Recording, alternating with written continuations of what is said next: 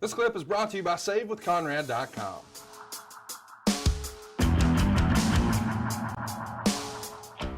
There you go. Well, Crockett recorded television from the TBS studios in Atlanta on February 10th, which would air on February the 13th. World Championship Wrestling opened with a recap of Sting hitting JJ with the Stinger Splash, a continuance of the angle between the Horsemen, particularly Rick and the Stinger. On the show, you defeated, here he is again, John Savage in a match that went about 4 minutes. During the match, you hit the DDT, the Spine Buster, and the Gourd Buster. I'd say that's a rough day at the office for Mr. Savage. This is the second time in as many weeks that you would face and defeat Savage on the same show. What was the rationale for the booking in this case? Was he just the guy that, hey, we're going to make him the sacrificial lamb for a little bit for you, Arn? Have fun with him. Well, I don't know, but and obviously in my mind at that time, it was going to take more than just one move to keep him down. You got that right. So let's just get out in front of it and go ahead and hit him with everything I got. If he doesn't stay in, if I'll just roll out and leave, and we'll give him the match. At least you didn't have to worry about Big Brother trying to come down and stick up for him. You know what I mean? No joke.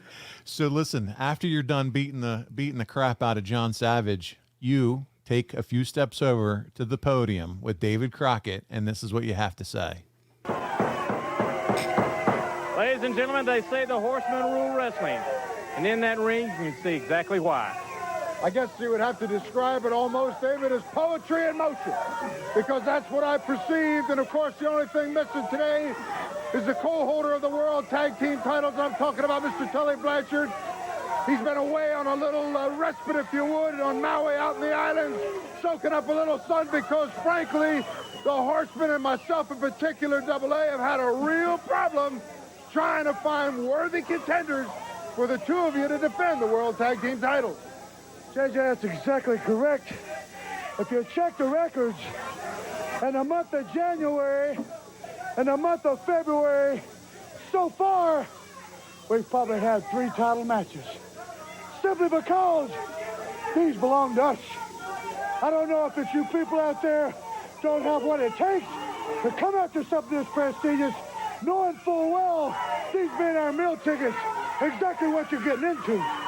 I don't know the theory behind it, but the one thing I do know, there's 3 individuals that are trying to manifest themselves to a level equaling the Horsemen. That's you, Sting, that's you, Luger, that's you, Barry Windham.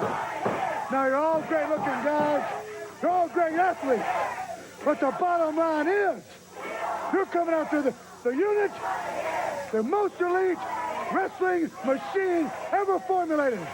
I'm talking about the cream of the crop, the franchise, the Four Horsemen, with James J. Dillon being the brains behind it all. Now, you want to manifest yourself as movie stars, glamour boys, fan favorites, and last of all, saviors for everybody across this land that wants to fight what we consider our lifestyle called capitalism. That means you can have anything on God's earth if you're good enough to go out and achieve it. A wise man once told me, he said, any man, any professional man that has anything in this life doesn't do it in 40 hours. It takes 60, 80, 100 hours a week to be what you want to be. That's being the best. Well, Wyndham, just because you and Luger and Sting say that you're ready to tackle the Horsemen, keep in mind, your 3 distinct egos, all very big. What we are 3 individuals, just like I manifested myself to be, a great singles wrestler, as Flair and Tully are.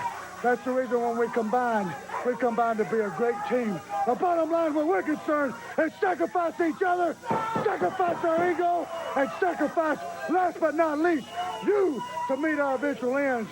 That's the reason we have always been and always will be the franchise, the Horsemen. Ladies and gentlemen, coming up next, Eddie Gil. Arn, I got to ask you. You've talked to us before. We've heard in the past about your grandfather in previous episodes. Was this line about not getting what you want in 40 hours, was that from him? Pretty much. You know, he would cut hair from 6 in the morning to 6 in the evening, come home, get a little bit of dinner, and then he'd go work his garden till dark. and that was pretty much every day. And I learned my work ethic from him. And I would just say, sometimes I'd say, "Granddaddy, aren't you tired?" He'd go, "Yeah, son, I'm tired. But the fact is, all these vegetables are what's feeding us. So I'm not that tired." And I just learned my work ethic from him, and he was one great man, that's for sure. And also, you know what you did here again? The meat of the promo, it sees you putting your opponents over as you always did.